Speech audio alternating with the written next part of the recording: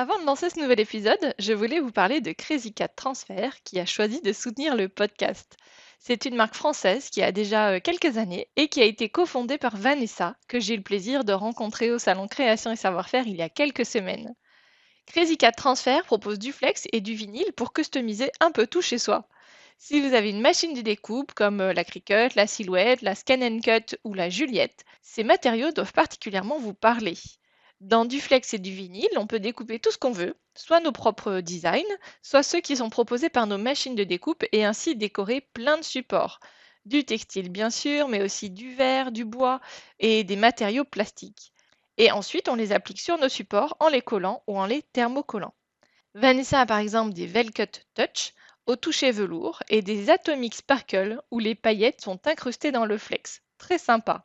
Donc pour vos consommables, je vous invite à aller voir ce que propose Vanessa sur le site et elle vend également les machines. Et cerise sur le gâteau, les consommables sont produits en France, en Mayenne. Alors c'est entre Rennes et Le Mans. Oui, j'ai été regarder car je connais assez mal cette partie de la France, j'avoue. Et parce que quand Vanessa a cofondé l'entreprise, c'était un des aspects très importants pour elle. Proposer des produits de DIY responsables, parce que le DIY c'est sa passion. Donc des produits de DIY responsables fabriqués localement et le plus durable et respectueux du vivant possible. Les films thermocollants et adhésifs sont par exemple fabriqués sans solvant et sont certifiés Ecotex, voire GOTS. Nickel, côté qualité et éco-responsabilité donc. D'ailleurs, c'est ce qui est cool avec nos loisirs créatifs et avec ces matériaux en particulier. On peut nous aussi redonner vie à un vêtement abîmé au lieu de le jeter, personnaliser un accessoire avec un prénom pour éviter qu'il ne soit perdu. En bref, customiser pour mieux s'approprier ou se réapproprier ce qu'on a à la maison. Et en plus, pour le coup, on peut le faire en limitant nos achats au bout du monde. Et le Made in France n'est pas forcément cher, donc allez voir sur crazycattransfer.eu pour vérifier par vous-même.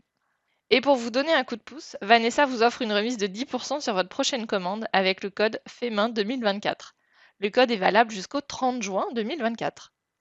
Et pour la petite histoire, car évidemment j'ai posé la question à Vanessa sur l'origine du nom de la marque, vous me connaissez à force, Crazy Cat Transfer, ça a été cofondé par 3 femmes, toutes fans de DIY et assez gaga de leur chat, elles en avaient 10 à L3. Pas mal, hein? Bon, moi j'ai pas de chat, mais j'ai une Cricut et j'ai plein de projets créatifs pour cette année. Allez, place à l'épisode du jour. Bonjour à tous, bienvenue sur le podcast Fait Main, le podcast de la communauté DIY, dans lequel je vous emmène rencontrer des entrepreneurs créatifs. Je suis Mélanie Sénat, je suis directrice marketing et communication à temps partagé pour des marques créatives, et je suis ravie de vous accueillir sur mon podcast avec un nouvel épisode chaque samedi. Avec ces créatifs passionnés, on parle des moments marquants de leur parcours, de la manière dont ils nourrissent leur créativité et de leurs projets à venir. C'est une véritable plongée dans leurs coulisses que je vous propose. Et c'est très inspirant pour notre propre aventure créative et ou entrepreneuriale. Plus de 110 conversations vous attendent déjà et je vous invite à vous abonner au podcast sur Apple Podcasts, Spotify ou Deezer. C'est entièrement gratuit et comme ça vous serez avertis des prochains épisodes. Et si mon travail vous plaît, pensez à me soutenir en le diffusant autour de vous et en le notant sur votre plateforme d'écoute. Aujourd'hui, c'est Gaëlle du compte Gaëlle & You que je reçois et qui partage avec nous son histoire. Elle a démarré sa carrière professionnelle dans l'animation, dans différentes structures, et puis un accident de travail l'a amenée à être bénévole pour donner des cours de couture. Ce parcours un peu semé d'embûches a été l'occasion pour elle de découvrir cette passion pour la couture. Donc elle nous raconte les tout débuts de ses illustrations autour de la couture, puis son aventure éditoriale. Avec Gaëlle, on a aussi parlé délai de paiement, congé maternité quand on est en micro-entreprise, et elle vous donne aussi quelques conseils en entrepreneuriat créatif. Vous l'entendrez dans la conversation, on a enregistré l'épisode courant janvier, mais j'ai volontairement attendu que Gaëlle souffle un peu après la naissance de son petit garçon pour lui envoyer l'épisode à écouter. Et maintenant, il est à vous. Bonne écoute. Bonjour Gaëlle, je suis ravie de t'accueillir sur le podcast Fait Main, bienvenue. Coucou Mélanie, moi aussi, contente que tu m'aies invitée. Oui, avec grand plaisir. Alors c'est ce que je te disais à l'instant, c'est ton compte Gaëlle & You, je le connais depuis très longtemps. Tu existes, mais tu partages tout ce que tu partages aujourd'hui sur Instagram depuis combien de temps? Je suis arrivée sur Instagram fin 2017 et moi oui. je me suis lancée à mon compte septembre 2018. D'accord. Donc effectivement, ça fait un moment. Ouais, du coup maintenant oui, ça fait un moment. Ouais. Alors, est-ce que je peux te laisser te présenter en quelques mots pour voilà, nous dire un petit peu qui tu es? Oui, bien sûr. Moi, du coup, donc, je suis Gaëlle, de Gaëlle NCU. Alors, anciennement, c'était Gaëlle Atelier Couture. J'ai eu aussi même un autre compte où c'était Gaëlle Couture Bordeaux. D'ailleurs, c'est le nom en fait de l'entreprise de base, c'est Gaëlle Couture Bordeaux. D'ailleurs, c'est pour ça que sur mes patrons, c'est marqué toujours Gaëlle Couture Bordeaux. Mais mon nom de marque qui a été déposé maintenant, c'est Gaëlle NCU. Et donc j'étais en disponibilité encore jusqu'en décembre là de cette année. D'accord, donc fonctionnaire. Ouais, j'étais fonctionnaire. Donc là, je travaillais dans les écoles, j'étais animatrice. Parce que j'adorais de toute façon tout ce qui touche au DIY parce que je suis spécialisée dans la couture parce que j'ai fait mes études là-dedans. Mais en fait, j'adore tout ce qui est créatif. Et je m'épanouissais énormément en tant qu'animatrice parce que je pouvais tester tous les DIY possibles chaque année avec les enfants. Bah ouais, c'est une bonne excuse. C'est ça. Mais je crois que à chaque début de rentrée, tu sais, on doit choisir tout le matériel de l'année. Dans J'ai le l'impression catalogue. avec mes collègues, on était là en mode comme si c'était pour Père Noël, la liste au Père Noël de toute l'année, de tous les nouveaux trucs qu'on va pouvoir tester toute l'année avec les enfants. Donc moi, j'étais autant enjouée que les enfants. Et t'étais dans quel type de structure? J'ai fait un peu de tout. J'ai fait centres socio-culturels. J'ai travaillé pas mal dans les écoles, centres de loisirs aussi. J'ai fait des colos aussi. Et j'ai terminé. Ouais, j'étais fonctionnaire. En fait, là, j'étais vraiment dans les écoles. Donc, je travaillais pour des mairies. Et je faisais, tu sais, l'accueil du matin, midi et soir. Ce qu'on appelle le périscolaire. Ouais. C'est ça. Ok, ça marche. Mais alors, tes études, tu les as fait dans la couture? T'as fait quoi alors comme études? J'ai fait un BEP et un bac pro métier de la mode. Donc j'avais pris l'option couture floue. Donc à l'époque, c'était en fait t'avais 2 ans de BEP et 2 ans de bac pro.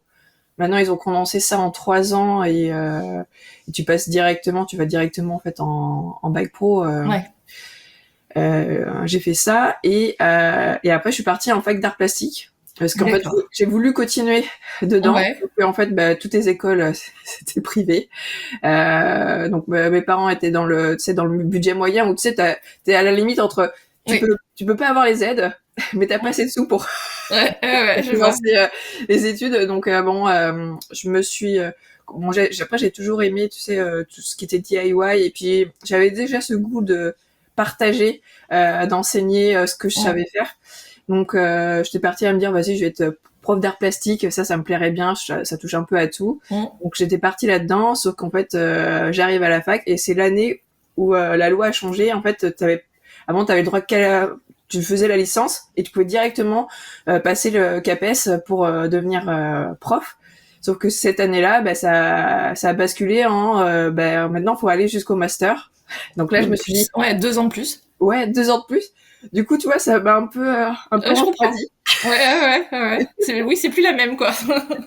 C'est ça, en sachant qu'en plus, moi, le bac pro, on travaillait beaucoup en équipe, on était très en échange avec les profs, alors que à la fac, t'as encore quelques petits cours où t'es en petit communauté, enfin t'es en groupe soit de 15 ou de 30, mais t'as quand même la plus gros des cours où t'es dans un amphi avec 300-400 élèves, tu peux pas, si t'as des questions vraiment en direct avec le prof, c'est compliqué d'échanger, faut prendre des notes. Moi, j'avoue que ma méthode pour apprendre, c'est j'enregistre ce qu'on me dit. C'est pas en écrivant que j'apprends. Donc, ça m'allait pas trop ce système d'école, en tout cas, la fac. Et donc, j'ai arrêté au bout de 2 ans. Je suis pas allée au bout de ma licence. Je suis partie dans l'animation. En fait, parce que moi toujours, tu sais, dans mon parcours, je vois que quand je change, je réfléchis toujours avant de quitter mon parcours. Je réfléchis à tiens, mais qu'est-ce que je pourrais faire. Et une fois que j'ai pris la décision, là, je pars. Et donc, entre temps, vu que je voyais que ça me plaisait plus trop, je me suis dit bon, Gaëlle, qu'est-ce que t'aimes? Donc, je me suis dit tiens, j'adore ça le DIY, j'adore partager. Qu'est-ce qui pourrait se rapprocher de ça. Et c'est vrai que je me souvenais que quand j'étais petite, j'adorais le centre de loisirs. Je trouvais ça trop bien. Enfin, tu vois, toutes les activités manuelles et tout ça. Donc, je me suis dit, tiens, pourquoi pas tester. On verra ce que ça donne. Et finalement, ça m'a plu, donc je suis partie, tu sais, à passer le BAFA, le BAFD. Bon, après, c'est pas des brevets professionnels reconnus par l'État, mais au moins ça me Oui. permettait, voilà, d'avoir de l'expérience. Mhm. Et petit à petit, je me suis dit bon bah je vais me professionnaliser, pardon. Et je suis partie à me dire bah je vais passer aussi un diplôme dans l'animation. Donc j'ai passé un BPGEPS, loisirs. Attends, c'était quoi déjà? Loisirs tout public, pardon. C'est ça. BPGEPS, loisirs tout public. Et mais j'ai dû le passer en VAE. D'accord. Validation des acquis de l'expérience. Ouais, exactement, parce que au départ j'étais partie à me dire bah tu sais je fais en alternance, Mhm. mais toujours pareil, bah, manque de moyens. J'avais trouvé un stage pour là où je travaillais qui m'avait dit qu'ils allaient me payer la formation et que je travaillerais avec eux et puis qui me verserait un petit salaire, tu vois, à côté. Mhm. Sauf que je commence 2 semaines, j'ai commencé la formation. Finalement, ils me disent ah ben en fait non. Ça passe plus. Ouais, bah, enfin en gros, oui, tu peux continuer, mais enfin nous on va pas te rémunérer. C'est-à-dire on te paye pas ni la formation ni. Ah ouais, d'accord. Ok, le mauvais plan, quoi. Et j'ai dit ouais bah là c'est pas possible. Et en plus je leur ai dit c'était pas cool parce que Bah déjà en non. fait pour rentrer dans cette formation là, t'as quand même des présélections. Donc Mhm. du coup j'ai pris la place de quelqu'un Ouais, ouais, ouais. déjà de base et en plus enfin Mhm. pas cool pour moi parce que j'ai pas pu continuer cette formation. Donc je me suis dit bah, je vais faire plein d'expériences pour pouvoir passer valider ce diplôme par tous les moyens. Ouais. C'est chouette parce que c'est toujours une fois qu'en fait tu es en poste et que tu as justement comment dire déjà tu vois d'être active et de d'avoir terminé les études, c'est hyper dur de se dire ah, bah, je vais reprendre des études, je vais repasser un diplôme, etc. Je pense que ça déjà chapeau quoi à toutes les personnes qui le font. Et quand t'es encore un peu plus âgé, c'est encore plus dur. Et que tu vois, quand t'es plus installé, que t'as des enfants, machin, ou même pas, mais voilà, c'est difficile. Et en plus, quand tu, enfin, comment dire, ouais, je trouve que ça demande vachement de courage. Tu vois, de faire une démarche de VAE. C'est un petit peu comme toi, je suis arrivée à un moment donné à la fin de mes études, au moment où ça a changé. C'était pas le même changement que toi, mais Ouais, le changement, c'était de passer du bac+4 au bac+5. Ce qui d'accord. disait qu'il y avait que plus que bac+3, bac+5 et après le doctorat, etc. Et moi, je me suis arrêtée au bac+4. Et je sais que j'ai des copines qui ont continué, tu vois, parce que alors là, ça faisait moins de peine, c'était juste 1 an de plus.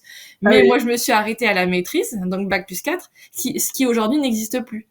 Et aujourd'hui, tu vois, si je rentrais dans une grande structure avec une hiérarchie, enfin, tu vois, hyper, comment dire, ou des grilles de salaire basées sur des diplômes et tout ça, ben moi, mon bac+4, il vaut en fait un bac+3 et pas Ouais, un bah oui. bac+5. Et tu vois, et donc je m'étais posé la question de la VAE, et en fait, je l'ai jamais fait parce que une fois que t'es en poste, tu vois que t'as fait ton expérience et tout ça, c'est difficile, je trouve, de se remotiver, remobiliser pour aller Ouais. chercher un diplôme de plus. Donc bravo. Merci. Ouais, fallait ouais être motivé. Après, moi j'avais comme objectif, je voulais donc j'étais passée animatrice. Après, je suis passée directrice Mhm. d'équipe et après j'avais dans l'optique de devenir coordinatrice, donc vraiment gérer plusieurs équipes Ouais, d'accord. d'animation. Et pour passer le concours, parce que comme, alors je sais plus, je crois qu'il fallait peut-être un bac +3 peut-être, ou enfin t'avais plusieurs conditions. Et moi, Mhm. la seule condition qui pouvait que je pouvais avoir accès à ce concours, il fallait que j'ai ce diplôme-là. Ouais, d'accord. Donc, j'avais ça comme objectif, à me dire bon Mhm. bah vas-y, il faut que je passe ce diplôme. Alors c'est vrai que la VAE, c'est pas, alors chaque VAE est différente, mais là ici les conditions c'était qu'il fallait écrire un mémoire Mhm. en racontant 6 expériences. Et du coup, il y avait certains critères d'expérience. Fallait des expériences différentes. Fallait au moins une expérience donc de direction. Et après des expériences avec différents publics aussi et avec différentes activités aussi. Et au final, ben ouais, ça leur a hyper plu. J'ai eu le truc du premier coup, alors que je crois qu'il disait c'était 17% de chance Oh purée. sur la réussite. Ouais. Donc là, j'étais super contente. Ils m'ont pas appelé. Je me suis dit ouais, c'est trop bien. En fait, ça a été suffisant, juste le mémoire. Nickel. Et donc c'est ça qui a permis ensuite d'enclencher d'autres choses. Du coup, je me suis inscrite au concours. J'ai passé tout mon été. J'avais pris des congés sans solde pour être sûre en fait de passer du coup cadre supérieur. Et en fait, c'était 5 jours avant le concours. J'ai un accident au travail.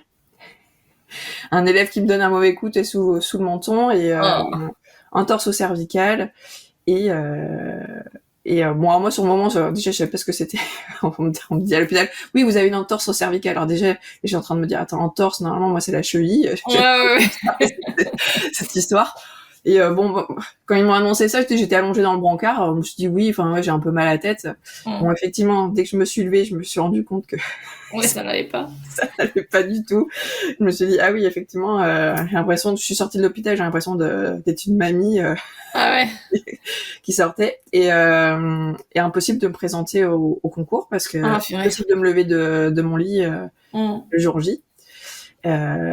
Et donc le concours, le truc c'est que c'est pas tous les 4 matins et puis c'est pas comme le bac où tu peux, tu sais, t'es à la rattrapage. Ouais.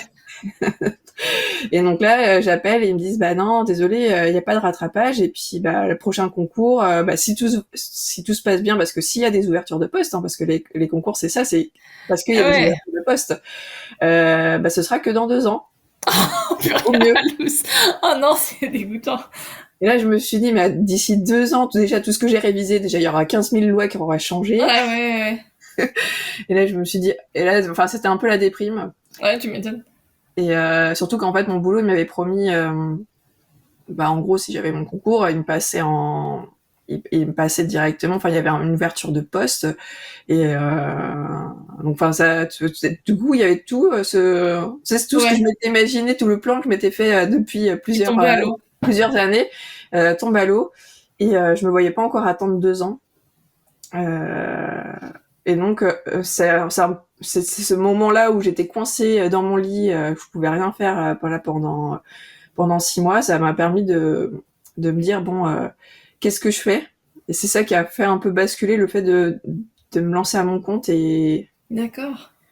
Et de revenir à la couture. Alors, juste avant quand même l'accident, j'avais déjà cette idée-là parce que le poste c'était pas un poste à temps complet, c'était un 20 heures, un truc comme ça. Donc j'avais déjà dans l'idée de me dire tiens, je reprendrais bien à faire des cours de couture et travailler du coup avec le public adulte et donner des cours de couture parce que dans l'animation, j'avais fait un peu de couture avec les enfants, mais je faisais toutes plein d'animations différentes et j'avais plus ce côté couture, je l'avais un peu laissé de côté, c'était en mode passion un petit peu, mais j'avais pas trop le temps d'en faire. Oui, et puis c'est pas évident. Pour faire de la couture et des cours de couture, pour faire vraiment de la couture, il faut chacun avoir une machine. Donc, ce qui est pas évident. Dans un centre de loisirs, tu dois pas. Je vois pas un centre de loisirs où tu pourrais avoir 5-6 machines à coudre à disposition comme ça des enfants. Non. Tu sais quand il y a eu l'étape. Oui, les territoires. Non, comment ça s'appelait? C'était quoi? Je crois que c'est temps d'activité périscolaire. C'était ça. Oui, TAP. Ah oui, TAP, oui. Et dans ces moments, quand il y a eu ça, je donnais des ateliers couture aux enfants, mais effectivement, j'avais qu'une ou 2 machines pour 15 élèves. Mais après, c'était pas mal parce que comme j'étais toute seule à surveiller, que c'était des enfants, tu vois, ça permettait aussi au niveau sécuritaire, c'était bien. Après, c'est sûr il fallait anticiper pour qu'ils aient pas de temps d'attente. Qu'ils aient le temps de s'occuper entre les moments où ils étaient pas à la machine. Oui. Mais ils adoraient ça, les enfants, tester la machine.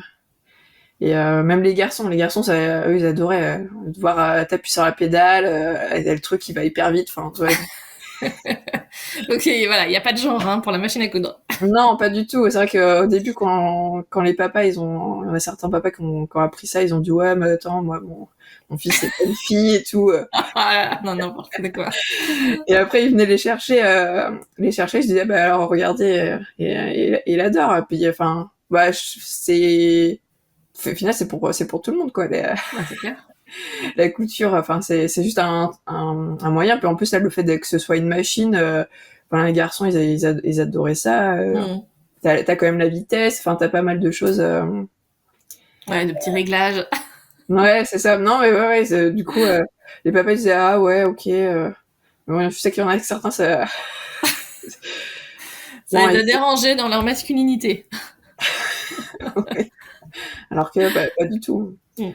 Comme j'aime à dire, c'est que au final à la base c'était un métier d'homme, hein, la couture. Hein. C'était pas un métier de femme. Hein. Ouais, et puis alors les grands couturiers, enfin tu vois, souvent ce sont des grands couturiers, c'est pas des grandes couturières. Non, Toujours un c'est peu ça. ça les. De toute Ouais. façon, quand on dit couturier, tout de suite on pense justement toi, des grands Mm. couturiers, stylistes et tout. Quand tu dis couturière, tu penses à celle qui est à la maison en train de faire ses petites retouches. Hein. Exactement, oui, oui, ou à la petite boutique du coin, effectivement, pour des retouches et pas pour de la création. Ouais, mais Mm. ouais, c'est et puis en plus il y en a plein qui savent pas, mais enfin pendant très longtemps c'était interdit à la femme de coudre. Ah bon? Alors bien sûr elle avait le droit de repriser chez elle et tout ça, mais elle avait pas le droit d'exercer ce métier-là. Ouais, ouais. C'est sous je sais plus, c'est Louis XIV, je crois. Sous Louis XIV où il a autorisé les femmes à exercer le métier. Par contre, elles n'avaient pas le droit de travailler pour les hommes. Donc, elles pouvaient faire que des habits que pour les femmes Que pour les femmes. et pour les enfants, mais pas pour Ah, parce les hommes. qu'après, il faut prendre des mensurations, oui, c'est dans ce goût-là, un truc qui n'était pas très Ouais, je sais. autorisé. Ouais. Ouais, je sais même pas. Je pense que c'est parce que ouais, c'est pour eux les couturières c'était des petites les petites mains et que c'était vraiment que pour les hommes ce métier là de tailleur. De tailleur, ouais, c'est ça. Ouais. Donc Bon, écoute donc, vive la couture pour tout le monde. c'est ça, exactement. Ok, donc en fait, effectivement, il y a eu tout ce parcours un peu chaotique quelque part, semé d'embûches, qui fait qu'à un moment donné, il y a Est-ce que toi tu l'as vécu comme un échec ou est-ce que c'est pas le nom que tu lui donnes? Bah sur le moment j'étais un peu dégoûtée de me dire tiens j'ai fait tout ce parcours là. Tout était préparé. Enfin pour moi dans ma tête tout était préparé pour et se dire qu'au bout je sais plus c'était au bout des 6 ans, 6-7 ans, que tu arrives au bout de ton truc et que en final, bah t'arrives à rien et que pour un malheureux accident, ça a tout basculé. Alors après, je me dis bon, c'était un mal peut-être Ouais. pour un Ouais. bien, quoi, mais c'est vrai que sur le moment, ça te remet un peu en question et t'es un peu déjà t'es frustré de pas pouvoir bouger de ton lit. Donc ça a duré 10 mois la convalescence 6 mois, tu parlais de 6 mois tout à l'heure. J'ai repris au bout de 9 mois et au bout de 9 mois, j'ai repris en mi-temps thérapeutique. D'accord. Parce que j'avais du mal justement à tenir une journée de travail parce que Ouais. j'ai toujours des séquelles au niveau des cervicales. Ah ouais, donc c'était quand même assez lourd. Ouais, mais alors du coup c'est ça qui est c'est un peu un handicap invisible, du coup tu le vois Mais bien pas. sûr. Donc le boulot il avait un peu mal pris pensant que je faisais peut-être des comédies ou j'en sais rien, tu vois. Ouais. Tu faisais, ouais, comme si tu faisais traîner le truc, quoi. Ouais. Alors que avant j'étais quasiment jamais absente. Enfin, en général, quand le médecin il me disait je vais vous mettre en arrêt, ah mais vous êtes sûr? Non, je vais aller bosser. Bon, et donc là, si t'es en disponibilité, si tu étais en disponibilité, c'est quand même que tu as fini par passer le concours pour être fonctionnaire.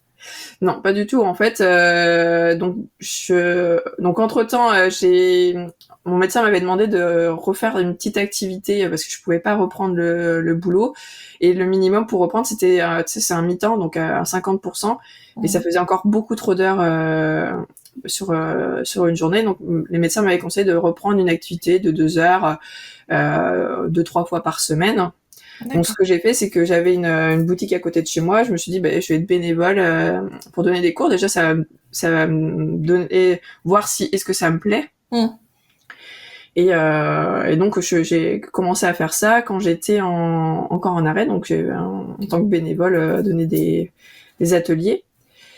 Et après, donc c'est là où je me suis aperçue que ça me plaisait bien. Quand j'ai repris le boulot, du coup, ça me plaisait plus mon poste, parce que moi, mon poste, je voulais le poste au-dessus. En fait, ça faisait déjà un petit moment que j'en avais marre de ce poste parce que j'avais tout vu. Et moi, j'ai besoin de toujours apprendre des nouvelles choses. Donc, donc très rapidement, en fait, quand j'ai repris, je leur ai dit, quand est-ce que je peux être mise en dispo parce que d'abord, j'aurais proposé qu'ils m'offrent un autre poste. Il y avait aucune possibilité. Le fait que j'ai pas le concours, ils pouvaient pas me donner le poste qui m'avait. Bon, je pense qu'ils auraient pu s'arranger, mais qu'ils ont pas. Ils ont pas voulu. Donc, du coup, je me suis dit je vais me mettre en disponibilité et je vais me lancer là-dedans. On verra bien comment ça se passe. Et j'ai demandé une disponibilité de 3 mois. D'accord. Voilà, parce que j'avais mis un peu de sous de côté, donc en gros l'équivalent d'un salaire de 3 mois. Et bien sûr, j'en ai parlé avec mon conjoint parce que c'est pas anodin, ouais, c'est sûr. Pour lui demander, discuter, est-ce que t'es d'accord que peut-être potentiellement là pendant 3 mois, je vais pas avoir de salaire. Donc même si j'ai un peu de sous de côté, mais le truc c'est que ça va vider les sous qu'il y a de côté. c'est dans ton épargne que tu pioches, donc ouais. Donc voilà, et non, lui il m'a dit vas-y fonce. Franchement, de toute façon, il dit boulot ça te plaît plus du tout, donc teste et puis tu verras bien. Il dit au pire, voilà, on se débrouillera. Donc je pars sur les 3 premiers mois et en fait très rapidement, déjà le premier mois j'ai quasiment un SMIC. Et après, dès le deuxième mois, j'avais mon salaire de fonctionnaire. Alors bien sûr, salaire de fonctionnaire en plus en Provence, c'est pas 15 000, hein, mais tu vois, c'est à 1003, tu vois. Du coup, c'était ça l'objectif, au moins, c'est d'avoir la même chose, de fonctionnaire. Donc voilà. Du coup, je me suis dit vas-y, je renouvelle encore 3 mois, et j'ai fait ça pendant 1 an. D'accord. Je renouvelle 3 mois par 3 mois. Et au bout d'1 an, je me suis dit les revenus sont assez stables, sont assez réguliers. En plus, ils sont plutôt en mode à monter. Donc, je me suis dit vas-y, on y va et on prend une disponibilité d'1 an cette fois-ci. D'accord. Bon, donc tu as sauté dans le grand bain entre guillemets. Ouais. C'est ça. Et en sachant qu'en plus à l'époque, t'avais le droit. En fait, quand tu te mettais en auto-entrepreneur et que t'étais fonctionnaire, t'avais le droit à aucune aide. Oui. Je crois que maintenant ça a changé. T'as le droit à avoir des. En fait, tu sais, c'est les pourcentages normalement au départ qui sont plus petits, je crois. Alors je sais pas, ça a peut-être rechangé entre temps, mais moi quand j'ai démarré, j'avais tout de suite les gros pourcentages. De cotisation URSSAF. Ouais. D'accord. Ouais, parce que normalement, ça pouvait être progressif, je crois. Au début, au lieu des 20%, par exemple, c'était 5%. Alors, je sais pas si c'est encore d'actualité, mais... Ouais, alors, moi, quand j'avais fait des recherches pour mon livre sur l'entrepreneuriat créatif, les fonctionnaires n'avaient droit à aucune aide. Après, effectivement, là, je pense que le dispositif dont tu parles, c'est l'ACRE ou l'ARS. Oui. Hein, c'est ça, c'est un des deux. Je me souviens jamais lequel est lequel, parce qu'évidemment, ils ont réussi à mettre deux termes avec un acronyme qui se ressemble furieusement. Donc c'était l'ACRE, où tu avais une diminution des charges sociales. Ouais, exactement. D'accord. Okay.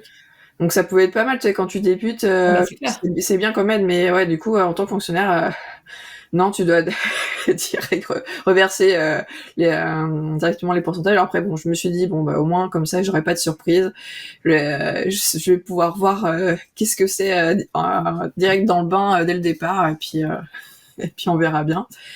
Et au final, ça s'est bien passé. Du coup, mon activité, c'était du 100% atelier couture dans des merceries. Ok, donc t'as commencé, mais on a bien compris la progression quand même, les choses qui se sont faites dans le temps, ce qui est souvent le cas, hein, et ce qui est toujours quand même le plus sécurisant aussi, finalement, alors bon, là, t'étais quand même dans un contexte un peu particulier, mais en tout cas, voilà, il y a eu ce cheminement qui s'est fait progressivement. Ouais, cool. Ouais. Et puis après, donc là aujourd'hui, ton activité, tu le disais, elle est moins sur les ateliers couture que sur de la création de contenu au sens large, de l'influence. Comment tu des partenariats aussi avec Mondial Tissu, si je dis pas de bêtises. Ouais, c'est ça. Ouais. En fait, quand j'ai débuté mes ateliers couture, je me suis dit bon, Gaëlle, là, faut se mettre aux réseaux sociaux parce que pour communiquer un peu sur ton entreprise, en fait, parce que là, t'as plus d'employeur qui c'est pas lui qui te ramène Les les clients. clients, en fait, donc il faut qu'ils arrivent. Donc, je me suis dit bon, je vais mettre un peu aux réseaux sociaux. Donc là, ça faisait quand j'étais du coup en arrêt, j'avais pu observer un peu, tiens, comment ça fonctionnait un peu les réseaux, mais j'étais en mode enfin, je postais rien, je regardais juste un peu ce qui se passait donc j'ai pu regarder un peu comment ça fonctionnait et je me suis dit bon, faudrait poster quelque chose. Donc quand j'ai débuté du coup septembre 2018, à partir d'octobre, j'avais commencé un peu à partager de la couture, ce genre de choses. Et c'est là où j'ai commencé en fait mes dessins. Mes illustrations à ce moment-là, et j'ai posté ma première illustration, mais c'était plutôt en mode genre j'ai rien fait comme couture, j'ai rien à poster. Ouais, c'est cool. Et je me suis dit tiens, je vais poster je vais dessiner. J'avais une tablette, en fait ça faisait 3 ans que j'avais une tablette où je voulais dessiner, mais j'avais jamais pris le temps. Je me dis tiens, je vais la tester et puis je vais dessiner et je vais raconter une histoire là qui m'était arrivée avec la canette. Et puis voilà, mais après, vraiment, il n'y avait pas d'arrière-pensée, c'était juste l'histoire, genre, je poste un truc. Oui, parce que j'ai rien à raconter, j'ai rien à montrer, donc du coup, je fais un dessin et pour parler de couture. Mais non, mais c'est excellent. Puis après, tu sais, en général, avant, je postais, tu sais, j'avais quasiment pas de notification, hein, donc je pose mon portable, je vais manger et tout, et puis, je sais pas, 2 heures après, tu vois, juste avant d'aller me coucher, je regarde mon portable, je dis, tiens, ben là, je vois, je sais pas combien de notifications, je dis, qu'est-ce qui se passe sur Instagram, tu vois, j'étais là en mode, mais pourquoi j'ai plein de, tu vois, je me suis dit, il y a un bug Insta, tu vois. Ouais. Donc je regarde et tout, et là, je vois qu'il y a plein de commentaires, plein de gens qui avaient partagé l'illustration et tout ça. J'étais hyper étonnée. Je me dis, ah tiens, finalement, ça a vachement plu. Et dès la première illustration. Ouais. Bon, après, je suis passée, oui, parce que je sais pas, j'avais peut-être, genre, je sais pas, 30 likes sur une photo et 3 commentaires sous ma photo. Et là, j'étais passée, je sais plus, à 300 ou 500 likes je sais pas, il y avait peut-être une quarantaine de commentaires, tu vois, donc ouais, donc ça avait explosé, quoi. Proportionnellement, ouais, ça avait explosé. Ouais. multiplié par 10 en peu de Ouais. temps. Donc là, je me suis dit, c'est vrai, tiens, ça a beaucoup plu. Bon, j'étais contente, Bah ouais. ça faisait plaisir. Mais bon, enfin, tu vois, j'avais pas d'arrière-pensée dessus, j'étais juste contente, voilà. Et puis la semaine d'après, pareil, avec les ateliers couture, j'avais pas eu le temps de coudre et tout. J'ai dit tiens, peut-être que ça avait plu, tiens, pourquoi pas reposter une illustration. Et là pareil, ça réexplose, les gens continuent à s'abonner, plein de messages, de likes et tout. Là, je me suis dit tiens, il y a peut-être un truc à faire. Ouais, je me suis dit si ça peut peut-être attirer du monde, faire ces petites histoires, ça a l'air de plaire. Ouais. Et c'est comme ça que c'est devenu le rendez-vous du jeudi, parce qu'en fait, les 2 premiers, en fait, c'est tombé sur un jeudi, et c'est devenu un peu le rendez-vous du jeudi à partir de ce moment-là. Et après, ça allait très vite par rapport aux illustrations. C'est que, donc, je te dis, le premier post, je crois que c'était fin octobre. Je crois que c'était le 18 octobre 2018. Et début décembre, j'ai déjà un contact d'une maison d'édition qui me contacte. Alors, du coup, tu vois, je devais avoir posté peut-être 10 dessins max. Tu vois, et qui me dit moi ce serait chouette et tout de faire un livre et tout. Alors moi j'étais hyper contente, mais en même temps ça me faisait un peu peur. Je dis Ouais. bon, je suis flattée et tout, donc c'est chouette. Et puis après, pendant 5 mois, j'ai pas de nouvelles. Et en fait, en juin 2019, non, même pas, non, en mai 2019, un bon contact de oui, désolé, j'étais, enfin, je sais plus, enfin, elle était occupée, j'en sais rien, tu vois. Et du coup, elle me dit ouais, je reviens du coup pour l'histoire du livre et tout. Et je dis mais, je dis vous êtes sûr, moi c'est pas du tout mon métier en fait. Moi, je juste fais des illustrations sur ma tablette. En vrai. Je suis pas du tout illustratrice. Elle dit non, non, mais si, franchement, c'est bien et tout. Je fais, ben, si vous voulez, enfin, moi, si vous y croyez, je veux bien faire Si un... vous y croyez pour deux, ça va. Moi, je veux bien. Et donc, là, je me retrouve à faire un livre de BD, mais j'y connaissais rien. Enfin, je savais pas du tout c'est quoi les codes de la BD. Même si j'ai toujours adoré dessiner et adoré les BD, lire les BD, j'avais pas trop les codes, je savais pas ce qu'il fallait faire. Et donc, là, je me retrouve à faire le bouquin comme ça toute seule, et en plus en sachant que ouais, parce qu'elle me dit oui, si tu veux on le sort l'année prochaine, hein, mais elle voulait le sortir genre sur genre début février, tu vois, 2020. Et je me suis dit, enfin, j'avais pas forcément confiance déjà. Est-ce que les gens ils allaient vouloir acheter ma BD? Et après je me suis dit, attends, si ça sort en février, enfin, tu vois, les gens ils ont pas forcément de budget après janvier, après Noël. Peut-être c'est peut-être mieux de le sortir avant Noël, tu vois. Je me suis dit bon, moi ça sera un cadeau sympa à acheter. Enfin, je me suis dit ça fera un peu peut-être plus ça sera une meilleure sortie que si ça sort comme ça en février. Ouais. en février. Elle me dit bon ben ok, ça marche. Et en fait donc j'avais 2 mois pour sortir une BD. Du coup c'était Noël 2019 et pas Noël 2020. Et donc en mois de juin, mi-juin, tu vois, elle me dit bon ok, c'est bon, par contre il faut le rendre pour max 1er septembre. Ouais. Okay. Alors, cette maison d'édition, c'était Créapassion. Ouais, c'était Créapassion. Okay. Parce que c'est un temps très court, et normalement ils doivent prévenir les commerciaux. Les commerciaux, moi il y a 6 mois de délai, tu vois. Ah bah oui. Et là en fait, je sais pas, en fait c'est pour ça qu'elle m'a fait précipiter. On s'est vu au mois de mai, et au mois de début juin on signait le contrat parce que je sais pas, 3 jours après elle voyait les commerciaux, tu vois. Donc ah bah oui. Oui, parce qu'effectivement, c'est le rendez-vous de l'été. Moi, j'ai eu le même... donc, c'était Créapassion aussi, mais une autre équipe. Et j'ai eu le même planning où en avril-mai, c'est pareil, un peu tapé dans la main, entre guillemets, pour dire « Ok, go » pour le livre. Et début d'été, on a fait tout le matériel commercial pour effectivement le présenter aux commerciaux du diffuseur. Et c'est les commerciaux du diffuseur qui vont aller prêcher la bonne parole auprès des libraires pour prendre les précommandes, pour prendre les commandes. Ouais. C'est ça, exactement. Bon, finalement, enfin, l'histoire se termine bien parce que au final, il sort fin novembre. Et déjà, il y avait quasiment la moitié des bouquins qui sont partis en fait début, enfin pour Noël. Et dans l'année d'après, en fait, tous les bouquins très vite ont été écoulés. Super. Donc bon pari, finalement. Ouais, moi, tu sais que moi, j'y croyais pas du tout. À un moment donné, j'avais rappelé au mois de juillet, genre, non, mais t'es sûr, Emmanuel, parce que, en fait, non, mais j'ai dit, parce que personne va l'acheter, en fait. Elle me dit, mais si, franchement, il y a personne qui fait ça. Moi, j'y crois au projet et tout. Je fais, bon, ben, ok, hein, d'accord, je te fais confiance, hein, mais j'ai dit, moi, j'ai trop peur. Je me dis, mais les gens, enfin, ils me connaissent pas, enfin, tu vois, enfin, je me suis dit, jamais ils vont acheter ce livre. Et puis, tu sais, quand t'es tellement plongé dans ton écriture de livre, que t'as plus le recul de la première personne qui découvre le livre. C'est clair.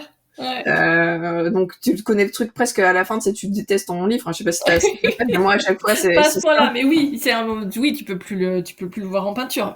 Ça m'en est pas arrivé jusque là, mais effectivement, oui, je comprends. Ouais. Ouais, t'aimes bien avoir ce petit temps entre le moment où tu as rendu et l'impression, tu sais, un peu digérer le truc, et après, du coup, effectivement, quand tu reçois la version papier, là, t'es hyper contente. Mais voilà. Oui, t'as pas eu beaucoup ce temps-là, en fait. Parce que si tu l'as rendu la fin de l'été, effectivement, novembre, tu vois, moi, le deuxième livre, je l'ai rendu le 31 août, et là, il sort le 1er février. Donc j'ai eu le temps, comme tu dis, de digérer et d'avoir plaisir à relire et à faire les corrections sur la maquette finale. On les a faites en début décembre. Tu vois, Oui, oui, c'est oui. ça, vers le 10 décembre. Donc entre le 31 août et le 10 décembre, j'ai eu le temps, tu vois, de digérer effectivement tout ce que j'avais lu. J'ai eu plaisir à relire ce que j'ai lu, même si effectivement il y a toujours ce côté à la fois tu te souviens en partie de ce que tu as écrit et à la fois non, tu vois. Et enfin bon, donc moi c'est que du texte, hein. Il y a pas d'illustration, donc c'est beaucoup écrit et donc il y a ce petit truc un peu étrange de dire ah c'est moi qui ai écrit ça. Donc des fois t'es très contente de toi, tu dis ah c'est super. Puis moi je dis euh, bon ok ça passe mais effectivement t'as plus de recul sur ce que t'as produit. Ouais, c'est ça. Puis là, le truc, c'est que moi, c'est censé être, c'est de l'humour, donc censé être drôle.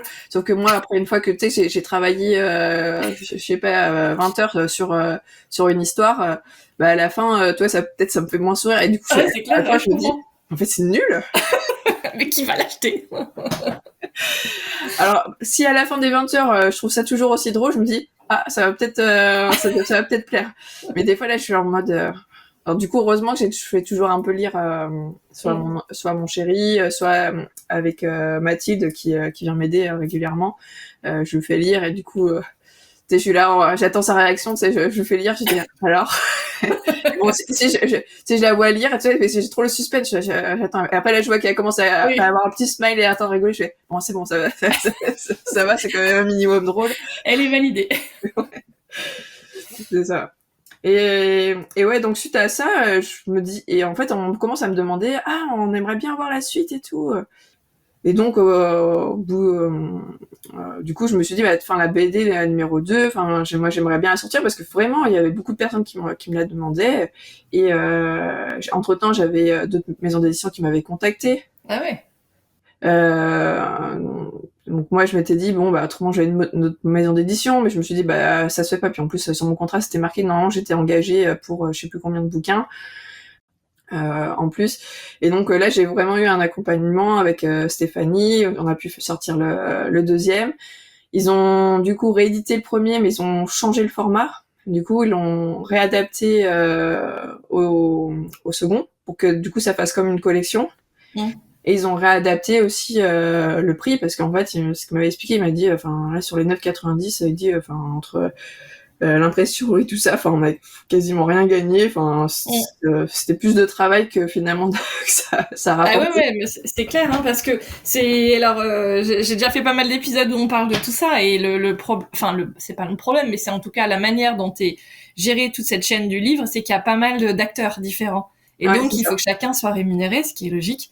Et effectivement 9,90 c'est pas beaucoup. Non, c'est ça. Donc ouais, ils m'ont dit ok, mais voilà, on augmente le prix, on le met à, je crois qu'il est à 12,90 maintenant. Ouais. Donc Oui, ça va, c'était pas non plus tu faisais pas du simple double. ouais, non ça va.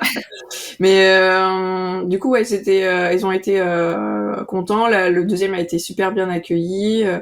Donc et puis bah du coup le premier quand il est ressorti, pareil, ça a fait bah comme si c'était une sortie d'un nouveau livre aussi, ça a été bien Ouais. accueilli parce que bah c'était trop drôle, c'est que comme il y a eu pendant un an la rupture du stock de ce livre, donc je sais pas si du coup si ça a créé une attente chez certains, mais tu sais qu'entre temps il y en a j'ai vu mon livre à 60 €, que les gens les vendaient à Sur des sites de rente.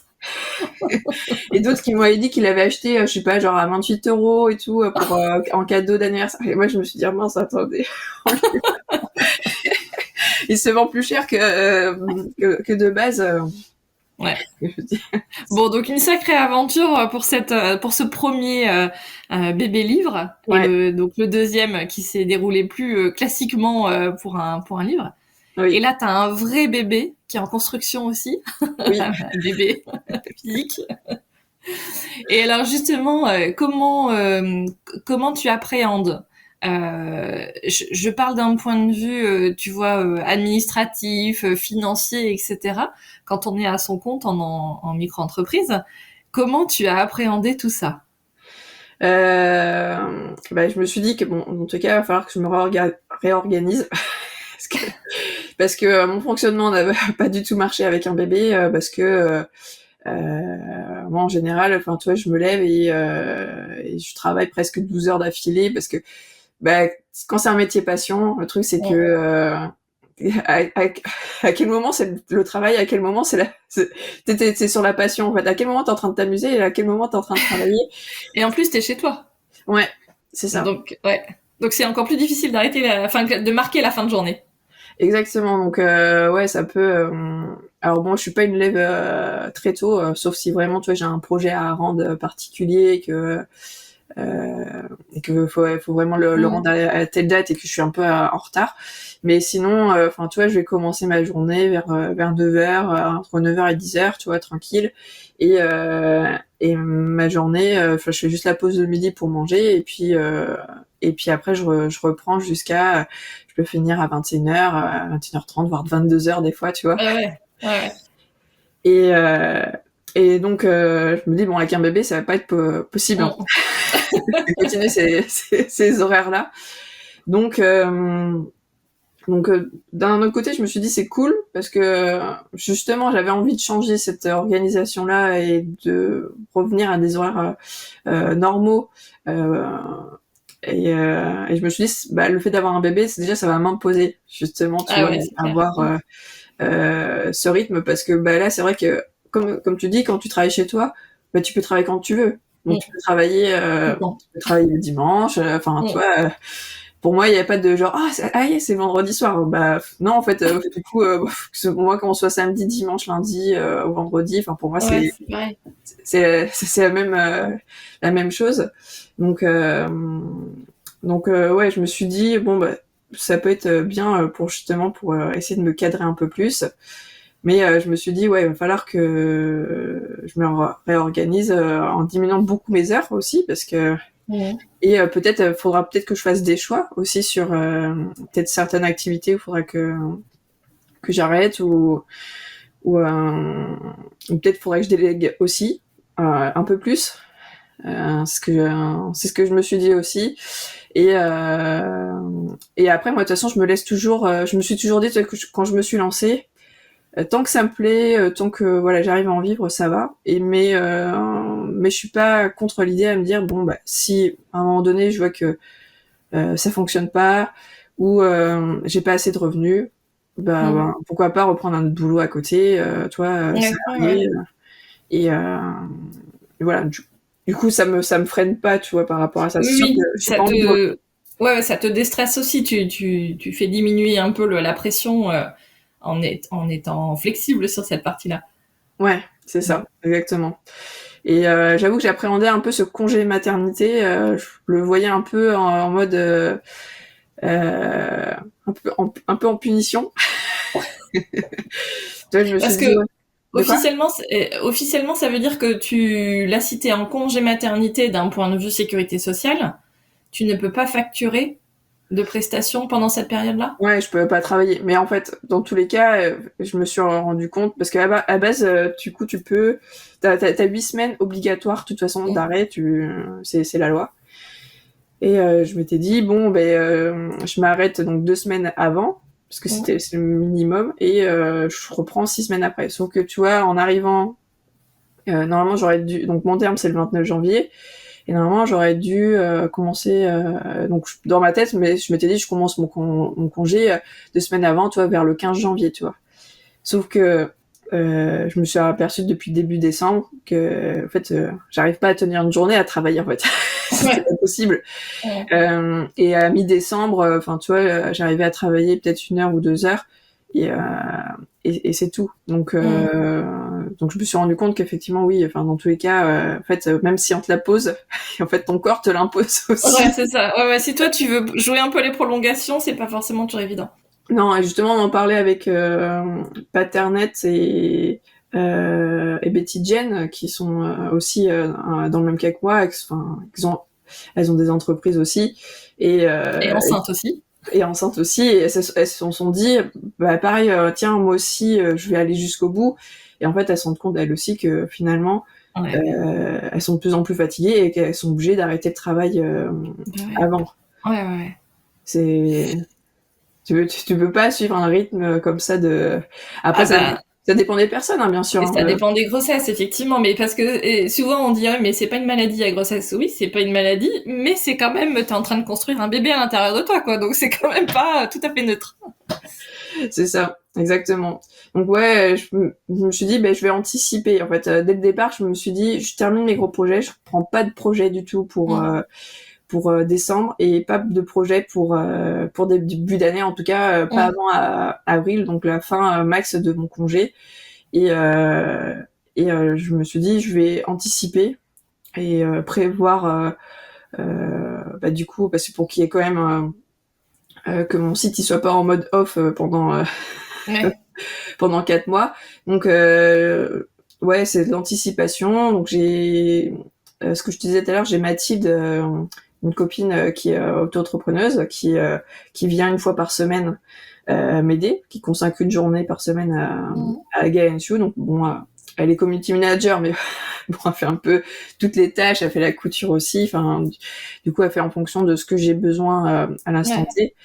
Et j'ai mon conjoint qui est aussi conjoint collaborateur. Donc lui, lui, il est pas rémunéré du coup, parce que c'est un conjoint collaborateur et ils sont pas rémunérés.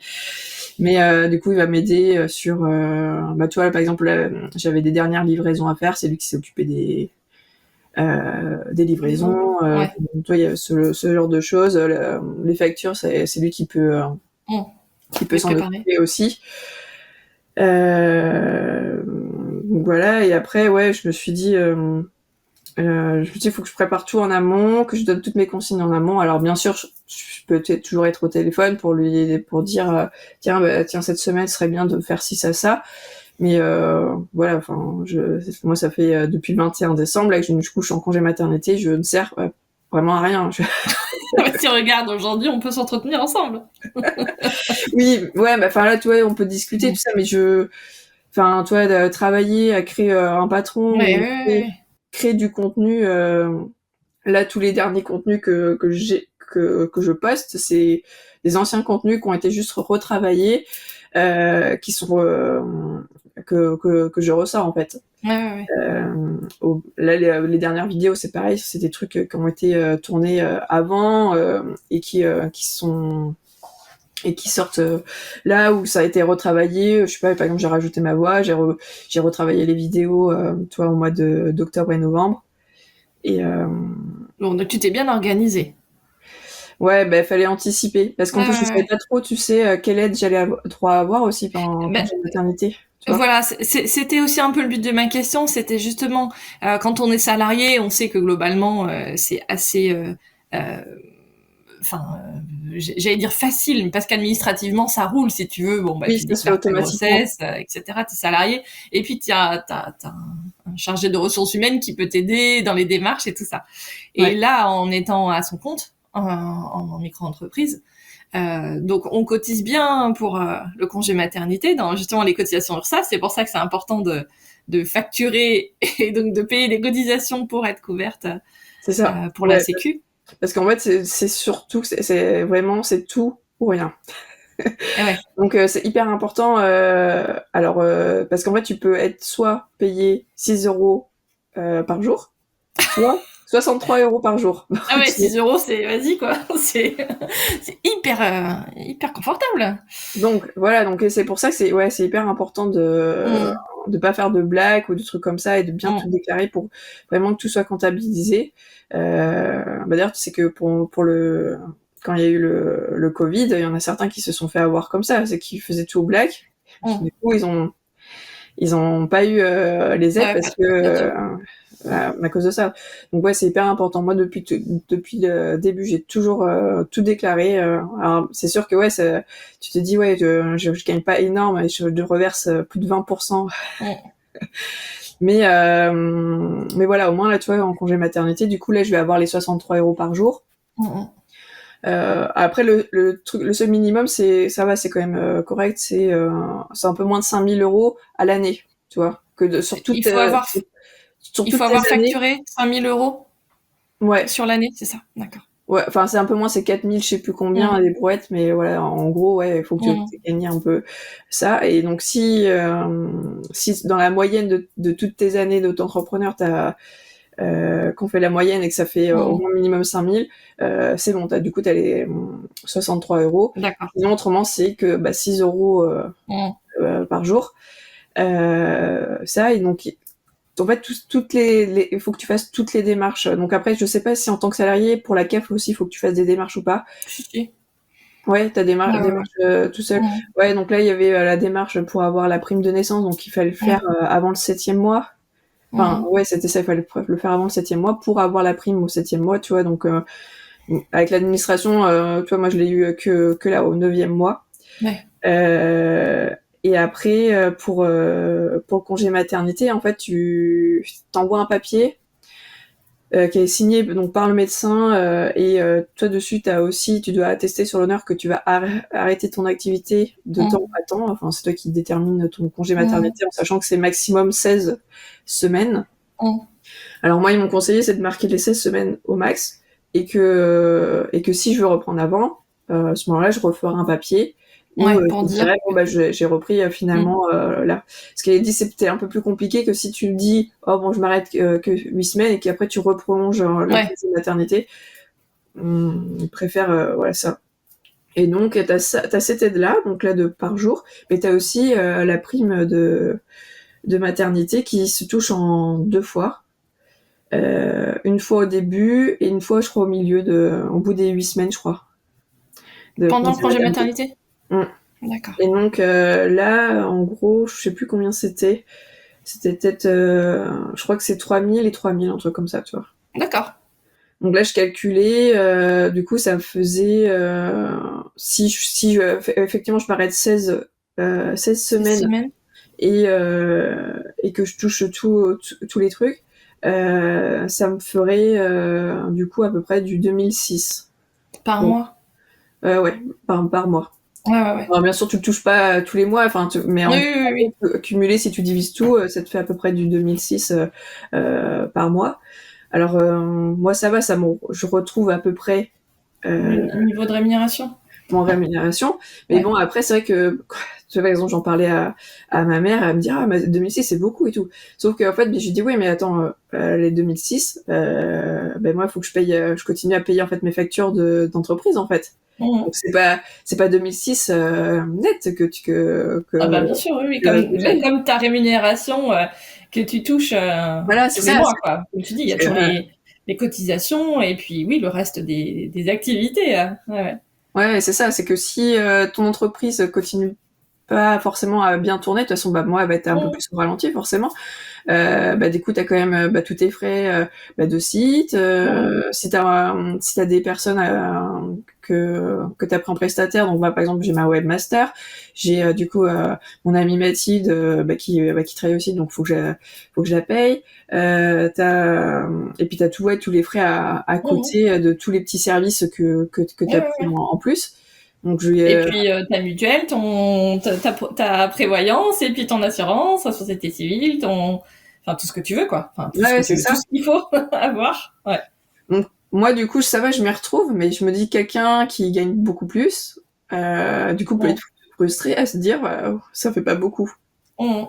Et après quelqu'un qui gagne moins que moi, qui a moins de frais que moi, et il peut se dire ah bah c'est cool, et du coup là il gagne un peu plus. Sur ça. Mais ouais, du coup, c'est pour tout le monde pareil. En fait, ouais, il y a pas de, c'est ce que je te disais, c'est soit tout, soit rien. Ouais, c'est pas lié. D'ailleurs, c'est quand quand t'es salarié, c'est un peu différent parce que t'as le maintien de salaire et c'est pas le même forfait pour tout le monde. C'est ton maintien de salaire. Donc si tu gagnes plus ou moins, en fait, tu vas gagner la même chose, effectivement, alors que là, c'est différent, ouais. Ouais, c'est ça exactement.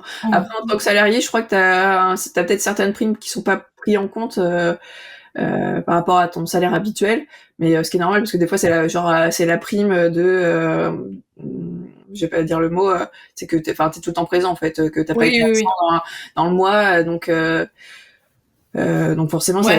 là va sauter. Effectivement, en fait, par exemple, les RTT, t'as plus droit à de RTT, tu continues de cumuler des congés payés, mais pas de RTT, t'as plus droit à tes tickets resto parce que du coup, t'es pas Voilà. présent, etc. Ouais. Donc t'as une petite perte de salaire par rapport à d'habitude, mais ça va, t'as quand même un maintien de Oui. minimum. Donc c'est possible d'avoir un bébé pendant qu'on est en micro-entreprise. Parce que Oui. voilà, moi ça fait partie des interrogations. Alors mais c'est ce que je te disais avant qu'on lance l'enregistrement. Moi mes filles elles sont grandes et donc je suis plus concernée. Mais effectivement je m'étais toujours posé la question. Ça fait quoi d'être à son compte et d'avoir un projet de bébé et d'avoir une grossesse, etc. Parce que on sait que la sécurité sociale et la protection sociale de manière large quand on est à son compte, c'est évidemment pas la même chose, quoi. Ouais, Par exactement. exemple, en micro-entreprise, on ne cotise pas pour le chômage. Donc, on cotise bien pour la protection sociale, maladie et tout ça. Enfin, oui, maladie. Mais de la même manière, il n'y a pas de prévoyance qui est prévue par défaut. Donc tout ce qui est incapacité de travail, décès, handicap, tout ça lié au travail, ça sera, enfin il faut surcotiser à côté, il faut cotiser à côté. Ouais, exactement. Mais aussi, ouais, enfin, toi, il y a ce côté-là de congé maternité, mais après il y a l'avant aussi où ça a été compliqué. Moi cette année j'ai gagné moins parce que en fait le fait d'être enceinte, moi j'ai eu une période, surtout les 3 premiers mois, où c'est quand même difficile. Souvent la grossesse c'est là où t'as pas mal de maux et tout. Ouais, des symptômes, ouais, pas cool. Et Ouais. le 3e mois, surtout là où j'étais trop fatiguée, j'avais trop forcé et du coup obligée de m'arrêter pendant 3 semaines, où j'ai vraiment cessé mon activité pendant 3 semaines. Et je vois que, enfin, quand je fais rien du tout, mais en fait, du coup, ça se divise par 3 Ouais. mes revenus. Et il Et y puis a ça. après, t'as peut-être, pardon, excuse-moi, il y a peut-être aussi une certaine inertie après pour relancer la machine entre guillemets. Tu vois, une fois après t'être arrêté 3 mois, est-ce que t'as pas senti que 3 mois, 3 semaines, est-ce que t'as pas senti aussi que pour revenir à ton niveau de facturation d'avant, parce que j'ai pas envie de dire rémunération parce que encore une fois, le niveau de facturation en micro-entreprise, c'est pas 100% qui rentre dans ta poche. Comme tu l'as expliqué, il y a les cotisations et il y a toutes les autres factures. Donc le niveau de facturation, avec ces 3 semaines d'absence, tu as l'impression que tu as réussi à le retrouver tout de suite en reprenant le travail ou il y a eu quelques semaines de décalage? Il y a eu des semaines de décalage parce que déjà les facturations, quand tu factures à des entreprises, le truc c'est que bon, déjà t'as ceux qui respectent pas le délai qui est marqué sur la facture, que Pour tu le dois paiement. relancer plusieurs fois parce que Ouais. voilà, tu te dis je vais jamais être payé. Et après ouais, t'as toujours un délai. Moi sur mes factures c'est toujours un délai de 30 jours et t'as souvent pas mal d'entreprises en fait, tu te payes au 30e jour la date limite.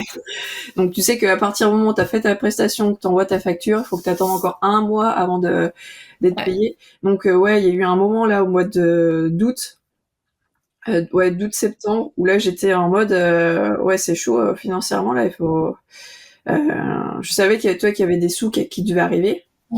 Ouais, en mois de septembre, j'ai tous mes clients. Je sais pas ce qui s'est passé. Ils ont tous eu, je sais pas, un bug. Même ceux qui me payaient d'habitude habituellement bien, tu vois, ils Peut-être retour de congé d'été, c'était un peu le bazar. ouais, j'en sais rien. Et du coup, j'ai été payée 15 jours après donc les délais. Donc ça veut dire 45 jours après que j'ai facturé, tu vois. Et d'autres même, c'est allé au-delà. Ça a fait presque 2 mois. Et du coup, c'est hyper frustrant parce que tu sais qu'en fait, il y a de l'argent qui se bat. Qui est pas chez toi. Et du coup, ouais, c'est ça un peu le problème, c'est que du coup, t'es obligé de relancer, de renvoyer des mails, perdre du temps à relancer tout le monde pour dire bon les gars, toujours on y va là. en plus c'est toujours gênant, c'est de réclamer, de dire c'est clair, c'est hyper c'est hyper alors oui, peut-être que t'as pas vu. Sauf erreur de ma part. Ouais, c'est ça, sauf erreur de ma part, peut-être que Je pense que du coup, vous m'avez pas payé. Il est probable que vous m'ayez pas payé. Ouais. Alors, je vais peut-être apporter une petite nuance, si tu veux bien, Oui, parce que je voudrais pas que tout le monde te dise ah oui, c'est une galère de plus quand on est à son compte, parce que si je peux me permettre, c'est toi qui finalement donne la date de facturation, la date de paiement. Donc tu vois, moi je fais comme toi, je facture en début de mois parce que j'ai des prestations récurrentes, donc que je facture en début de mois et je mets la date de paiement à la fin du mois. Par contre, il se trouve que les entreprises en question payent vraiment le 30, admettons, ou le 31 du mois pour mes parties récurrentes. Et après, les prestations que je fais et que je facture à prestations faites, parce que sinon les autres c'est en avance. Oui, c'est ça que j'ai oublié, pardon. Quand je facture en début de mois, c'est pour la prestation du mois en cours. Donc si tu veux, le 30, je suis payée du mois qui vient de s'écouler. oui. Et quand je facture pour des prestations, mon idée c'est pas de te donner des leçons, hein, c'est juste pour expliquer qu'il y a d'autres manières de faire. Oui, Hein. oui, bien sûr, je t'écoute. Hein. Mais donc quand la prestation elle a été faite le mois passé et que je facture en début de mois parce que je facture à l'heure un certain nombre de choses, le deal avec mes clientes, c'est qu'elles me payent hyper vite. Et donc, tu vois, j'ai envoyé, par exemple, j'ai fait ma facturation de décembre lundi. J'ai déjà été payée. Oui. Enfin, j'ai envoyé 2 factures. Il y en a une qui est payée, l'autre pas encore, mais je sais que c'est qu'une question d'heures, tu vois. Donc, c'est encore une fois, c'est pas pour te donner des leçons ou donner des leçons à qui que ce soit. C'est juste ça peut aussi arriver. Et est-ce que ça se passe bien, pardon. Mais je suis d'accord avec toi. Il y a aussi de toute façon des clients qui, par la taille de leur structure ou par leurs habitudes de paiement des fournisseurs, quelle que soit la taille du fournisseur en question. Donc nous, évidemment, quand on a une facture qui est pas payée, ça a un impact très important par rapport à si on paye pas la facture, je sais pas, pour Carrefour, ben c'est peut-être pas très grave. Enfin, ça va pas engager des gros problèmes, mais effectivement, pour des petites structures comme les nôtres, c'est hyper important. Et donc, j'ai aussi un client qui est très en retard d'une facture. Voilà. Ouais, mais c'est ça. Enfin, moi, c'est pas les clients qui sont auto-entrepreneurs, c'est pas eux qui sont. Ouais. Genre là, c'est des grosses entreprises Bien sûr. et enfin, ils se disent, oui, enfin, pour eux, par exemple, 300 €, c'est rien. Oui, enfin, elle peut attendre, c'est pas très grave si ça retarde. Mais, du coup, moi, ce que j'ai fait, c'est que là, sur mes dernières factures, j'ai avant, je mettais toujours, tu sais, le délai des 30 jours, mais j'ai rajouté en plus la petite phrase en disant, en remettant la loi, en disant. Au-delà de ce délai-là, il y a une majoration. Il y a la majoration, tout ça. Et bizarrement, là, depuis que je l'ai mis, je suis presque, en avance par rapport à avant. C'est-à-dire qu'ils n'attendent pas le 30e jour, tu vois, pour payer. Alors, quoi. Je sais pas si c'est un hasard ou pas, mais je pense que ouais, ça a pu jouer. Et en tout cas, là, depuis, pour l'instant, je suis payée dans les temps et en heure. Donc, bon. Alors peut-être à rajouter cette phrase-là. C'est ça. Moi, je l'ai aussi, la petite phrase légale. C'est assez facile à trouver. Hein. Ouais. Oui. Et alors, moi, j'avais entendu une petite astuce, je sais plus où, mais ça consistait à faire croire quelque part. Donc, on a la limite de l'honnêteté complètement parfaite. Mais en fait de laisser sous-entendre que c'est quelqu'un d'autre qui s'occupe du recouvrement tu vois, de la partie comptabilité. Et donc, par exemple, je sais pas, je prends Sandra, voilà.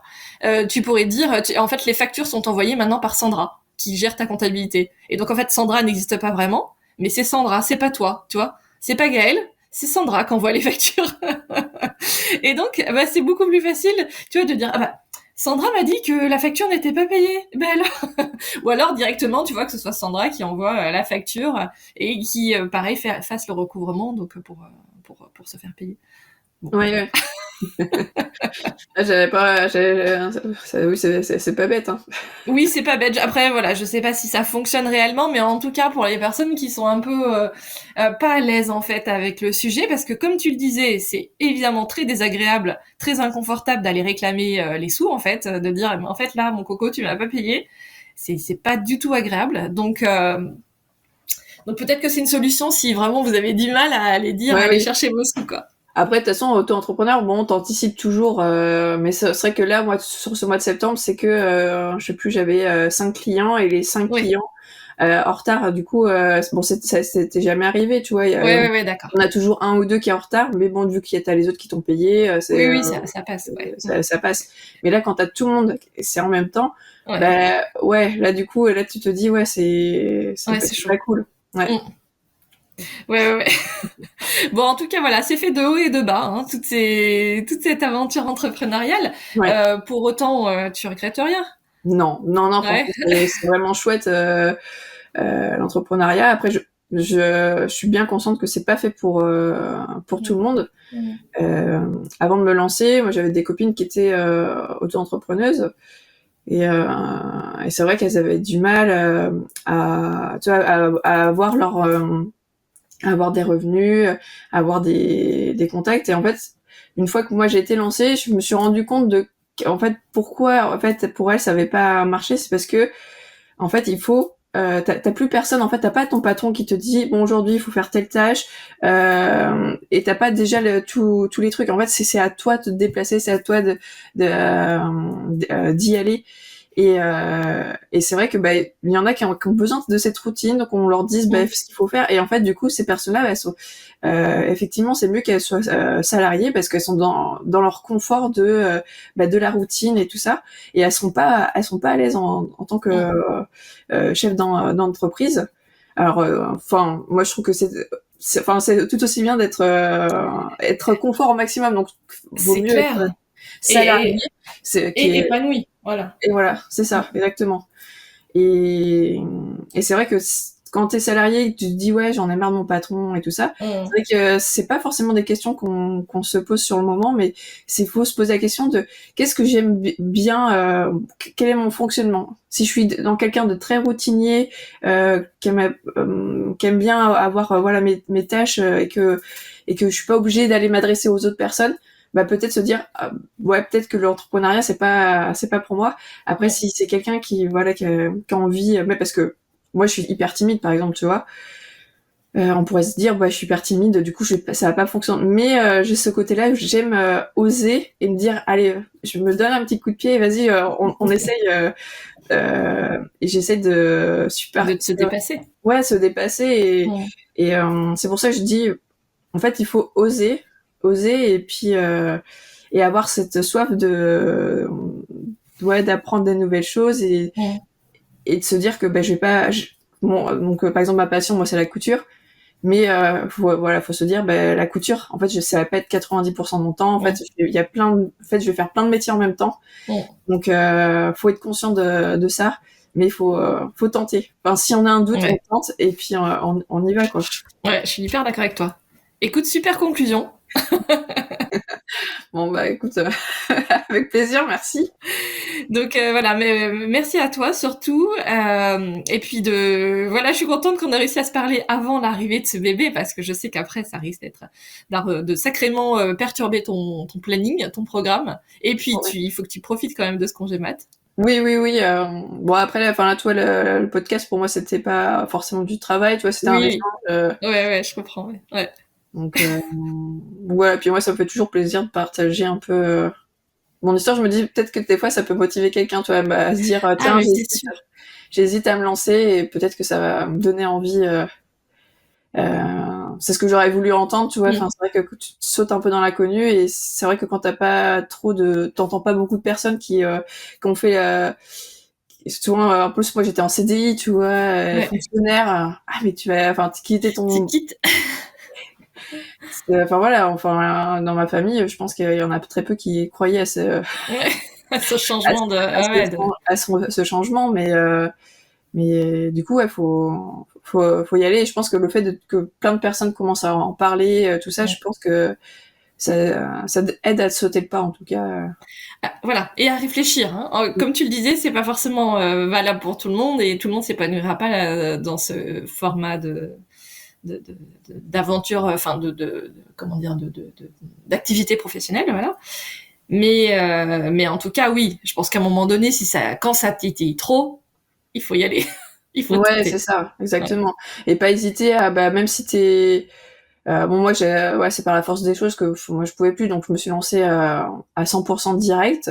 Mais après, mon idée première, c'était quand même d'avoir mon 20 heures et puis de commencer un peu à côté pour voir ce que ça allait donner. Donc, pas hésiter, même on peut être à 100% salarié et puis tester l'activité à côté. Vous verrez bien et vous arrivez quand même à vous libérer 1 ou 2 heures dans la journée pour essayer de travailler sur votre idée et tester, voir si ça marche, en fait. Ouais, c'est clair. Ouais. C'est tout ce qui est cool dans ces rencontres sur le podcast, c'est justement tous ces parcours de vie qui sèment des petites graines, tu vois. Et quand tu dis, je sais pas si ça va aider, mais si, moi je sais que ça va aider parce que des retours, j'en ai plein, pas tous les jours, mais quasi, des personnes qui me disent, mais effectivement, l'écoute des podcasts et de chaque histoire, en fait, est hyper intéressante et chacune a eu son, tu vois, des étapes différentes, mais qui les ont amenées finalement pas au même résultat, parce que tout le monde n'en est pas au même niveau et tout ça, mais à pouvoir vivre de cette passion pour un art créatif, quel qu'il soit. Et ça, c'est vraiment chouette, tu vois, d'avoir ce partage d'expérience. Donc, merci beaucoup. Avec plaisir. Écoute, on te souhaite une bonne fin de grossesse. Donc là, mais à partir de maintenant, tu peux accoucher à tout moment. Ouais. Oui, là, je suis à 19 jours du terme, donc voilà, ça peut être à tout moment. Bon, alors, je sais pas s'il est décidé, parce que déjà, elle a décidé de rester en siège pour l'instant. Ouais. Donc ça va être l'aventure sur ça, et puis on verra. Dans tous les cas, au pire des cas, le 29 janvier, comme il est en siège, on va pas aller au-delà du terme. Dans tous les cas. Donc, au pire des cas, le 29 janvier, il sera là. Et c'est un garçon ? Ouais, c'est un garçon, ouais. Super. Un petit garçon, et puis voilà, après c'est parti pour l'aventure. Ouais. Bon, déjà pour la rencontre pendant 3 mois, là, un peu, je pense que, au final, tu vois, je pense que je vais aller au bout de mon congé. Moi, j'étais partie sur les 8 semaines, mais je pense que les 16 semaines seront bien, et je sais que, tu vois, au départ, j'étais partie à me dire j'aurais pas 0 revenu. Et là, ça m'a rassuré un peu de me dire, j'ai quand même un peu d'aide, et ça va pouvoir m'aider, je vais pouvoir vraiment profiter et revenir bien organisée. Ouais, et sereine, quoi. Voilà, pas avoir en plus ce souci de rémunération. Ouais. Non, c'est... Alors c'est pour ça on râle tous quand on paye nos impôts et nos cotisations sociales. Mais au final, on a quand même de la chance d'être dans ce système-là. Ouais, c'est ça. Oui, c'est ce que je me dis. Moi, à chaque fois, je donne beaucoup. Bah oui, mais c'est parce que j'ai gagné un peu plus. Ouais, bah oui, c'est ça. Et oui, on est tous pareils. Quand le prélèvement il arrive, ça fait beaucoup quand même. Oui, mais oui. Mais bon, c'est le jeu. Exactement. Ouais. Écoute, merci beaucoup Gaëlle, et puis à bientôt. Oui, merci beaucoup à toi, et puis au plaisir de réécouter ce podcast. Ouais, dans quelques jours. À bientôt. À bientôt. Me revoici. Encore un parcours très intéressant et qui permet de mieux comprendre les personnes qu'on aime suivre sur les réseaux. Si vous ne suivez pas d'ailleurs le travail de Gaëlle, vous pouvez le faire sur gaellemsiu.fr et sur Instagram avec le même nom. Je suis sûre qu'elle appréciera de recevoir vos messages à la suite de l'épisode. Et moi aussi, j'adore échanger avec vous. Je vous donne aussi rendez-vous sur Instagram. Mon compte, c'est Podcast Fait Main. Et si vous avez aimé cet épisode, je vous invite à poursuivre votre écoute. Il y a énormément d'épisodes couture car je partage cette passion moi aussi. Et puis plein d'autres sujets tout aussi intéressants sur d'autres arts du fil, sur l'illustration, la céramique, le papier, etc. Plein de choses. Et si mon podcast vous plaît, partagez-le autour de vous, sur WhatsApp, sur Insta par exemple, et laissez votre avis sur Apple Podcasts ou Spotify. Et si vous voulez m'aider un peu plus, vous pouvez me soutenir financièrement. Chaque semaine, je consacre une très grosse journée au podcast et j'ai vraiment besoin de vous. Vous trouverez sur mon site podcastfaitmain.fr toutes les infos pour m'envoyer un don, sur Tipeee, dont je vous parle régulièrement, mais aussi sur PayPal désormais. Merci à la quinzaine d'auditrices qui me soutiennent tous les mois. Et vraiment, je vous assure, peu importe le montant, c'est votre présence qui compte. Je vous dis à très vite pour un nouvel épisode, et d'ici là, évidemment, n'oubliez pas de toujours prendre un petit moment dans votre quotidien pour créer. Je vous embrasse, à bientôt!